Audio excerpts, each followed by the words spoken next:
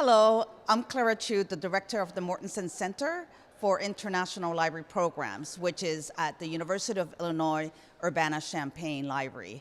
And I came to this position after working for many years as a professor first at the University of California, Los Angeles, and then later on becoming department chair at the University of North Carolina, Greensboro.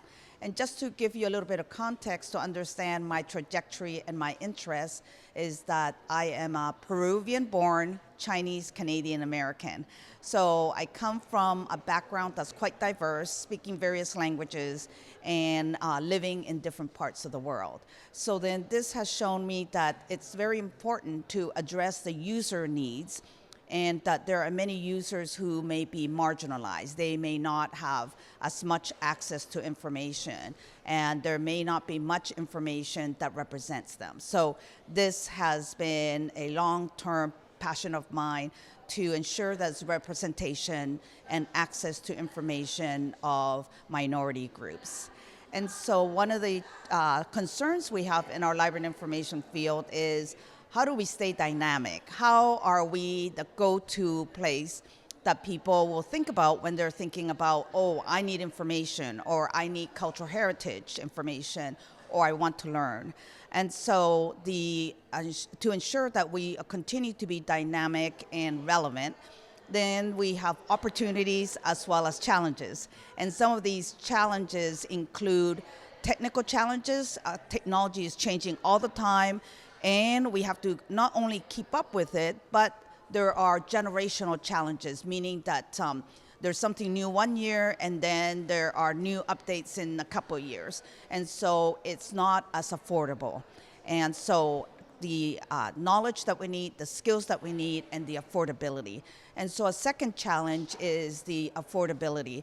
Since there has been a decrease in funding for libraries, then we need to be able to really come to terms with that, and how do we fight for our existence, indicate the value and return on investment. And a third area is the social and political considerations.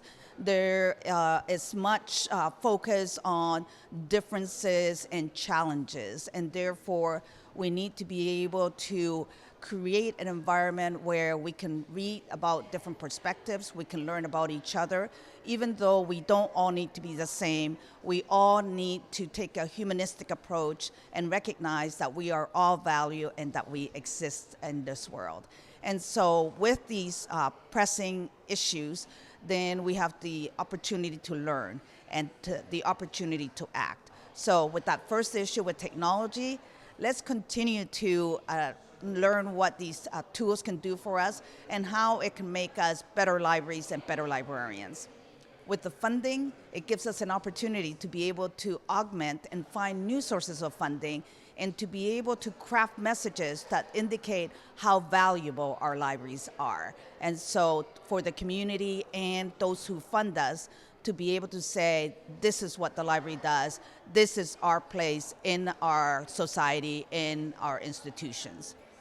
And then the third area is by learning about each other, then we can create a world that is more just and more humane.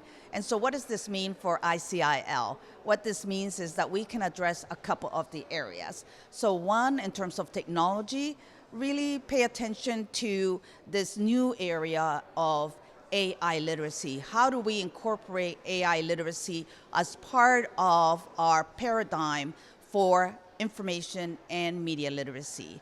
And then the third area that has to do with social and political considerations, then AI literacy, information literacy, it will teach us how to look for areas where there may be misinformation, bias in the messages, and to teach us to be responsible users of information by teaching ethics. And so these are some of the ways that librarians and others outside of the library working together and focusing on the issues that ICIL can bring, information literacy, we can create a better and just world.